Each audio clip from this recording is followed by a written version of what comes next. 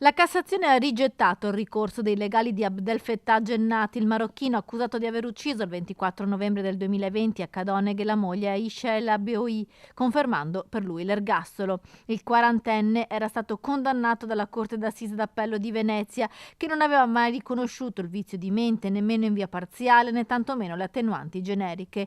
L'uomo aveva pugnalato a morte la compagna mentre stava dormendo nella camera da letto matrimoniale con la figlia più piccola. Era ossessionato dalla gelosia, spiava la moglie e in più occasioni Aisha si era rivolta ai servizi sociali di Cadoneghe, al centro Veneto Progetti Donna. Poco prima di essere uccisa aveva anche denunciato ai carabinieri che il marito, da sempre violento nei suoi confronti, aveva minacciato di ucciderla proprio a coltellate, ma poi aveva ritirato la denuncia, forse proprio per paura di ritorsioni nei confronti dei figli piccoli.